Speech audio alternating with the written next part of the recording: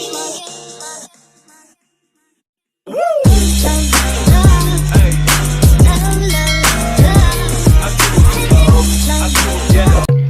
semua, saya akan membuat video pembelajaran yang berjudul Sosialisme sebelum Marx. Sebelum itu, perkenalkan, nama saya Charles Erikson Damanik, NIM 71933411010 dari Prodi Pendidikan Ekonomi kelas C. Ini adalah sistem sosial dan ekonomi yang ditandatangani dengan kepemilikan sosial dari ala-ala produksi dan manajemen koperasi ekonomi, serta teori politik dan gerakan yang mengarah pada pembentukan sistem tersebut. Kepemilikan sosial bisa merujuk ke koperasi, kepemilikan umum, kepemilikan negara, kepemilikan warga ekuitas, atau kombinasi dari semuanya. Ada banyak jenis sosialisme dan tidak ada definisi tunggal secara enskapitulasi. Dari mereka semua, istilah ini mulai digunakan sejak awal abad ke-19. Sosialisme diartikan juga sebagai perekonomian yang pemerintahannya kurang bertindak sebagai pihak yang dipercaya oleh seluruh masyarakat. Awalnya, sosialisme diartikan untuk menunjukkan sistem pemilihan dan pemanfaatan sumber produksi secara kolektif.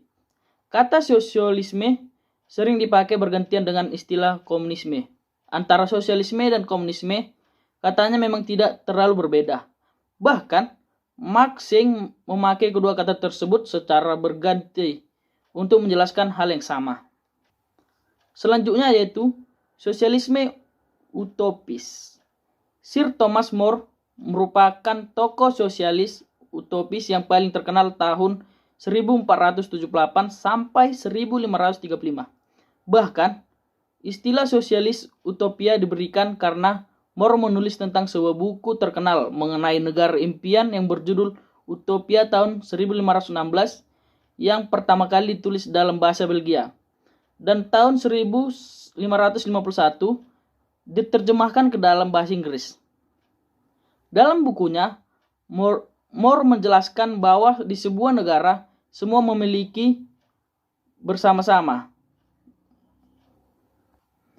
makanan dan segala kebutuhan lainnya disediakan secara bersama-sama pula untuk bekerja, dan para pekerja tidak perlu bekerja terlalu keras. Cukup sekedar untuk memenuhi kurang lebih sekitar 6 jam setiap harinya. Dan masyarakat juga dianjurkan hidup secara sederhana.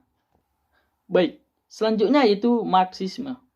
Karl Marx sangat membenci dengan sistem perekonomian liberal yang digagas oleh Adam Smith. Untuk menentukan kebenciannya, Marx menggunakan sebagai argumen untuk membuktikan bahwa sistem liberal atau kapitalis itu buruk. Argumen-argumen yang disusun Marx dapat dilihat dari berbagai segi, baik dari sisi normal, moral, sosiologi, maupun ekonomi. Menurut Marx, sejarah segala masyarakat yang ada hingga sekarang pada hakikatnya adalah sejarah pertentangan kelas.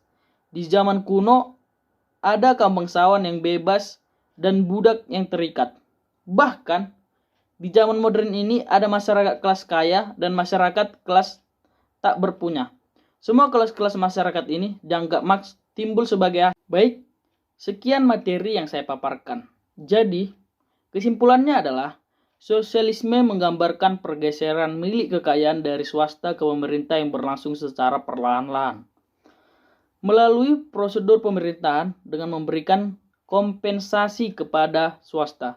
Sedangkan pada komunisme, peralihan kepemilikan dilakukan secara cepat dan paksa tanpa memberikan kompensasi. Jadi, walaupun tujuannya yang akan tercapai sama, tetapi cara yang digunakan berbeda. Kedua, konsep sosialisme utopis, semua orang tinggal dalam satu tempat bersama. Makanan serta segala kebutuhan lainnya disediakan secara bersama-sama pula.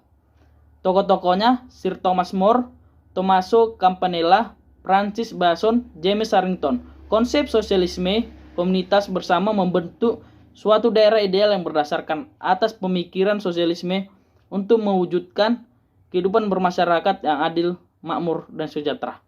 Terima kasih.